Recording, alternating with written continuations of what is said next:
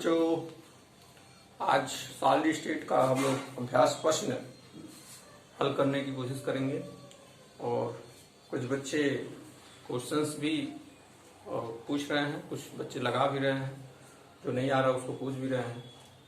तो इसलिए मैं अब एनसीईआरटी का जो अभ्यास प्रश्न है उसको हम लोग हल करते हैं और देखते हैं कि कैसे क्वेश्चंस को हल किया जाता है।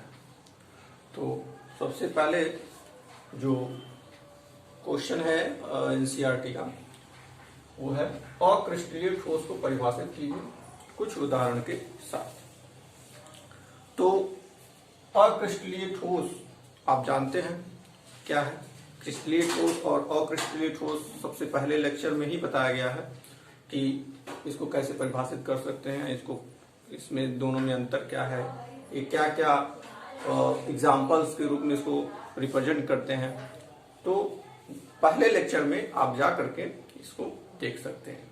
उसे थोड़ा सा मैं यहाँ पे बता दे रहा हूँ, लेकिन आप डिटेल जानकारी अगर क्रिस्टलीय और अक्रिस्टलीय के बीच पे जानना चाहते हैं तो लेक्चर नंबर 1 सॉलिड स्टेट का लेक्चर नंबर 1 आप जरूर देखिए।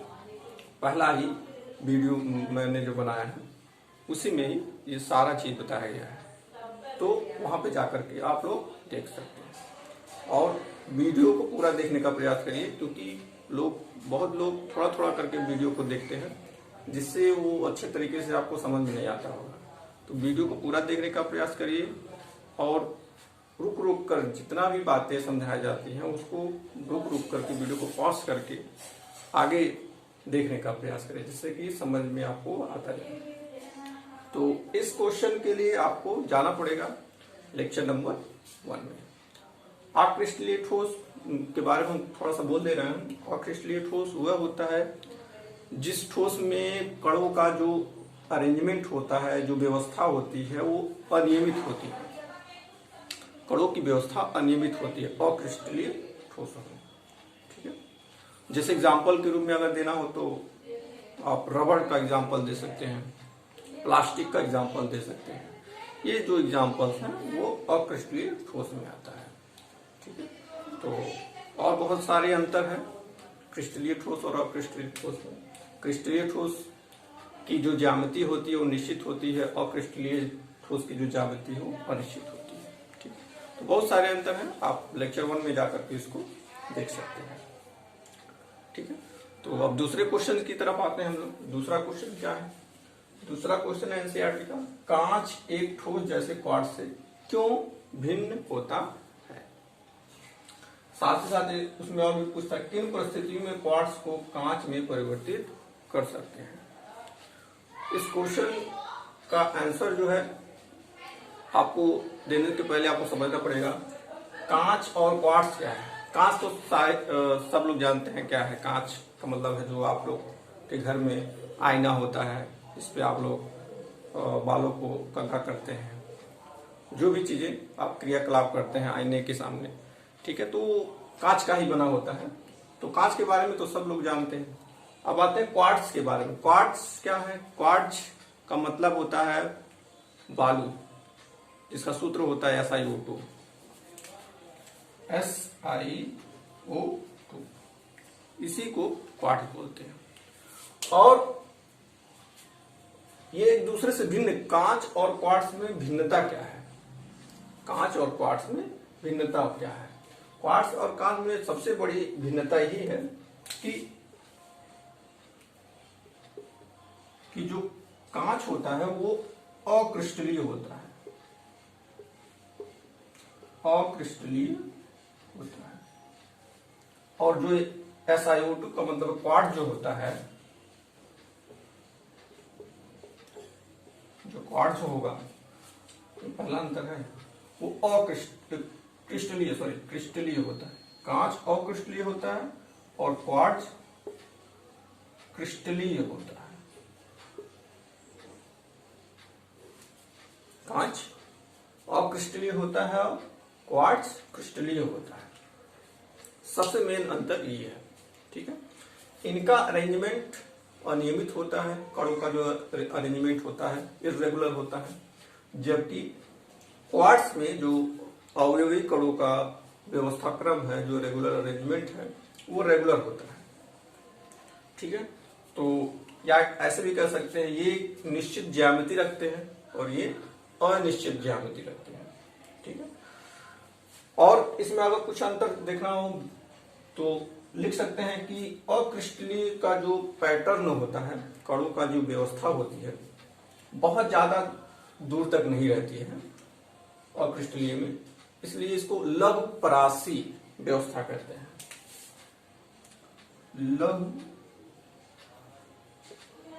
परासी व्यवस्था। दूसरा अंतर हो जाएगा लघु परासी व्यवस्था। लघु परासी व्यवस्था का मतलब जो कणों का अरेंजमेंट होता है वो शॉर्ट, छोटा होता है, बहुत लंबा लंबा नहीं होता है। जबकि क्वार्ट्स में क्या होता है कि दीर्घ परासी होता है, दीर्घ परासी व्यवस्था होती है, दीर्घ परासी व्यवस्था। इंग्लिश में बोलते हैं लॉन्ग रेंज, लॉन्ग रेंज, और इसको शॉर्ट रेंज, शॉर्ट रेंज। तो लघु परासी व्यवस्था और दीर्घ परासी व्यवस्था का मतलब यह है कि ये थोड़े से ही जगह में अपनी व्यवस्था को बनाए रखते हैं, लेकिन ये लंबे लंबे व्यवस्था को बनाए रखते हैं। ठीक है, इसलिए इसको दीर्घ परासी व्यवस्था कहा गया, उसको लघु परासी व्यवस्था को कहा गया। अब दूसरा क्वेश्चन ये है कि इसमें जोड़ा गया है किन परिस्थितियों में क्वार्ट्ज को कांच में परिवर्तित कर सकते हैं। तो कांच से हम लोग क्वार्ट्ज से कांच बना सकते हैं। इस कांच को बनाने का सूत्र भी, कांच का जो सूत्र होगा उसमें SiO2 भी होता है, उसमें और भी बहुत सारे मटेरियल्स होते हैं। तो क्वार्ट्ज से कांच हम लोग बना सकते हैं। कैसे बना सकते हैं? सबसे पहले आपको करना पड़ेगा, क्वार्ट्ज को खूब गर्म करना पड़ेगा। क्वार्ट्ज को बहुत ज्यादा गर्म करना पड़ेगा, धीरे धीरे गर्म करते हुए जब ज्यादा गर्म हो जाएगा तो अचानक एकदम से इसको ठंडा कर दीजिए। जब अचानक एकदम इसको ठंडा कर देंगे तो जो हमको प्राप्त होगा वो कांच प्राप्त होगा, और वो अक्रिस्टलीय ठोस के रूप में प्राप्त, जो ठोस प्राप्त होगा वो कांच के रूप में अक्रिस्टलीय ठोस प्राप्त होगा। तो इस तरीके से हम क्वार्ट्ज से कांच बना सकते हैं। क्या करना पड़ेगा? खूब गर्म करना पड़ेगा। क्वार्ट्ज को जो SiO2 है उसको खूब गर्म करिए और अचानक से उसको ठंडा कर दीजिए, तो आपका कांच का निर्माण हो जाएगा। और अब ऐसा क्यों करते हैं? ऐसा करने से क्या परिवर्तन हो जाता है? तो जो इनका अरेंजमेंट नियमित होता है, जो रेगुलर अरेंजमेंट होता है, वो गरम करने के बाद जब अचानक से इसको ठंडा करते हैं तो रेगुलर अरेंजमेंट जो होता है वो बिगड़ जाता है, इर्रेगुलर हो जाता है। और जैसे ही इर्रेगुलर हो जाएगा तो ये अक्रिस्टलीय ठोस में परिवर्तित हो जाएगा। यही कारण है कि बहुत गर्म से तुरंत ठंडा करने पर अरेंजमेंट में डिफरेंस आने से क्वार्ट्ज कांच में बदल जाता है। ठीक है, तो मेरे ख्याल से दूसरा क्वेश्चन आपको समझ में आया होगा। इसको आप लोग अपने तरीके से लिख लीजिएगा, इतनी सारी बातें बताई हैं। तो चलिए अब तीसरे क्वेश्चन की तरफ। निम्न में से प्रत्येक ठोस को आयनिक, धात्विक, सहसंयोजी, आणविक और क्रिस्टलीय में वर्गीकृत कीजिए। ये तीसरा क्वेश्चन है एनसीईआरटी का, जिसमें ये कह रहा कि कुछ एग्जाम्पल दिए हुए हैं। ठीक है, इस एग्जाम्पल्स में मतलब कुछ दिए हुए हैं नीचे, और वो पूछा जा रहा है कि इसमें से कौन आयनिक होंगे, कौन धात्विक होंगे, कौन सहसंयोजी होंगे, कौन आणविक ठोस हो सकते हैं, कौन अक्रिस्टलीय ठोस हो सकते हैं। तो यही ठोस है, इतने सारे ठोस का एग्जाम्पल दिया गया, इसमें से सबको अलग अलग करके हमको छांटना है। ठीक है, तो तीसरा क्वेश्चन यही है। तो अगर आप अच्छे से जानते हैं तो दूसरा लेक्चर वाला अगर पढ़े होंगे ठीक से, दूसरा लेक्चर का वीडियो, तो बड़े आसानी से आप इसको कर सकते हैं। तो अगर दूसरा लेक्चर आप पढ़िए। उसके बाद अगर इस क्वेश्चन को हल करना चाहते हैं तो बड़े आसानी से आप हल कर सकते हैं। तो हम यहाँ पे चूंकि हल कर दे रहे हैं, लेकिन अगर प्रयास आप अपने मन से करिएगा तो अच्छी बात है, ठीक है। तो दूसरे लेक्चर से संबंधित क्वेश्चन है ये। तो हम लोग चलिए अब इसको हल करते हैं। इसमें से देखिए आयनिक, धात्विक, सहसंयोजी, आणविक और अक्रिस्टलीय, चारों को अलग अलग लिख लेते हैं, उसके बाद हम इसमें छांटते हैं। इसमें आयनिक हमको देखना है कौन कौन से होंगे। आयनिक ठोस कौन कौन से हो सकते हैं, धात्विक ठोस कौन कौन से हो सकते हैं, धात्विक ठोस, सहसंयोजी ठोस कौन कौन से होते हैं, सहसंयोजी ठोस कौन कौन से हो सकते हैं, आणविक ठोस कौन कौन से हो सकते हैं, आणविक ठोस कौन कौन से हो सकते हैं, और अक्रिस्टलीय, अक्रिस्टलीय ठोस को। एक चीज और यहाँ पे बता दें, अक्रिस्टलीय ठोस को अमणिक ठोस भी बोलते हैं। कई कई किताबों में अमणिक करके दिया हुआ अक्रिस्टलीय ठोसों को, तो ये ध्यान देने वाली बात है। क्वेश्चंस अक्रिस्टलीय की जगह पे अमणिक भी करके आ सकता है, तो आप ध्यान रखिएगा कि अक्रिस्टलीय ठोस को अमणिक ठोस भी कहते हैं। तो चलिए हम लोग सबको एक एक करके देखते हैं कि क्या हो सकता है। सबसे पहले देखते हैं P4O10 है। P4O, नाम इसका है फास्फोरस ऑक्साइड या फास्फोरस पेंटा ऑक्साइड भी बोल सकते हैं इसको, ठीक है, क्योंकि फास्फोरस से बना हुआ है और ऑक्सीजन से बना हुआ है, तो फास्फोरस पेंटा ऑक्साइड भी कहते हैं। क्योंकि अगर इसको 2 से कैंसिल कर देंगे तो P2O5 हो जाता है, मतलब P2O5 के 2 मॉलिक्यूल हैं, ठीक है। तो ये एक क्या है, अणु है। P4O10 जो है एक प्रकार का अणु है, और जब अणु है तो कौन सा ठोस होगा, आणविक ठोस होगा। तो ये पहला जो एग्जाम यहाँ पे लिखा हुआ है, ये किसमें आएगा, आणविक ठोस में। आणविक ठोस कहाँ है, यहाँ पे, तो यहाँ पे लिख देते हैं P4O10। दूसरे नंबर पे आपका है ammonium phosphate, ammonium phosphate NH4 का थायस और PO4, अमोनियम फास्फेट इसका नाम है। अब देखते हैं अमोनियम फास्फेट को अगर हम अलग करना चाहेंगे या पानी में डालना चाहेंगे तो ये आयनित हो जाता है, मतलब कि अमोनिया अलग हो जाएगा, फास्फेट अलग हो जाएगा। अब जब अलग हो जाएगा, आयनित हो जाएगा, तो ये क्या हो सकता है, आयनिक ठोस भी आ सकता है। अब ऐसा ठोस जो आयनिक हो जा रहा है, प्लस माइनस में टूट जा रहा है, तो कौन किस में आएगा, तो आयनिक ठोस में आएगा। तो इसका एग्जाम्पल जो है ये वाला होगा NH4 का थायस PO। तीसरे वाले पे आते हैं, ये SiC सिलिकॉन कार्बाइड नाम है इसका, सिलिकॉन कार्बाइड। अब ये सिलिकॉन कार्बाइड जो है ये आपस में एक दूसरे से जुड़े रहते हैं, सहसंयोजी बंध से, आपस में सहसंयोजी बंध से ये जुड़े रहते हैं। तो सहसंयोजी बंध होने के कारण, इनके बीच सहसंयोजी बंध होने के कारण ये आपस में भी बहुत सारे सिलिकॉन कार्बाइड के मॉलिक्यूल आपस में जुड़े रहते हैं। तो सिलिकॉन कार्बाइड एक प्रकार का सहसंयोजी, जो सहसंयोजी बंध बनाता है वो सहसंयोजी यौगिक भी कहलाता है। तो सहसंयोजी यौगिक नाते ये सहसंयोजी ठोस में आएगा। तो सहसंयोजी ठोस कहाँ है, SiC, ये सहसंयोजी ठोस। इस पर आते हैं I2 सभी लोग जानते हैं क्या है, एक अणु है, और ये किस ठोस में आएगा, आणविक ठोस में आएगा। तो इसमें बहुत कुछ बोलने की जरूरत नहीं है, अधिकतर लोग जान ही रहे होंगे।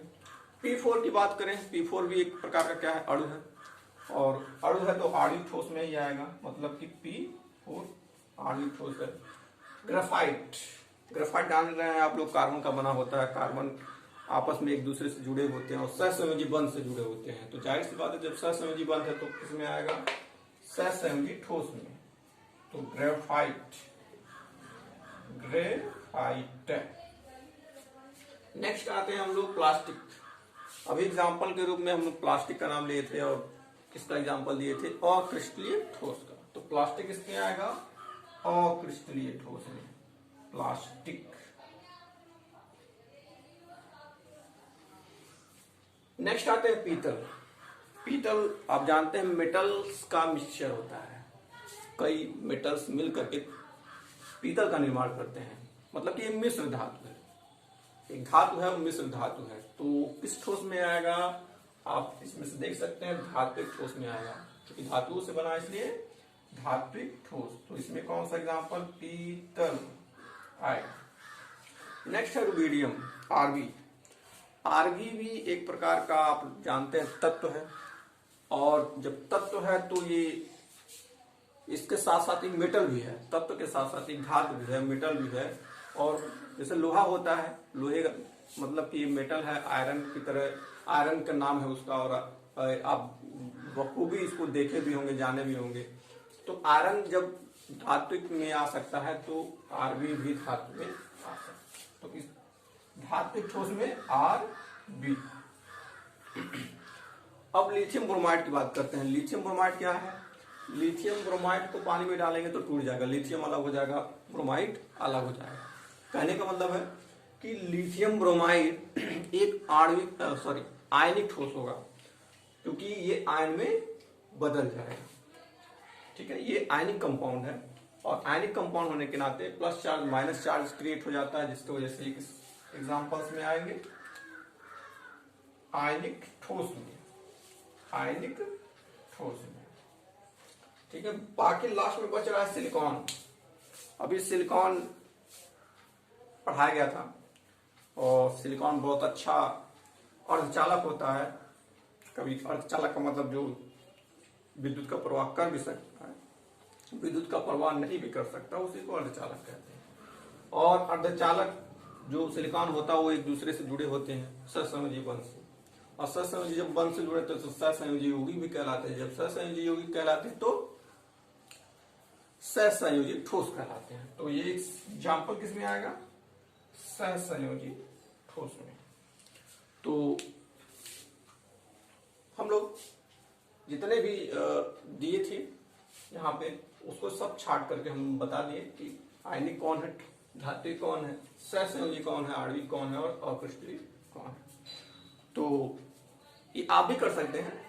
दूसरे लेक्चर में हमने ये सारी चीजें बताई गई हैं कि धात्विक ठोस क्या होता है, आयनिक ठोस क्या होता है, सहसंयोजी ठोस क्या होता है। तो बड़े आसानी से ये पता कर सकते हैं। तो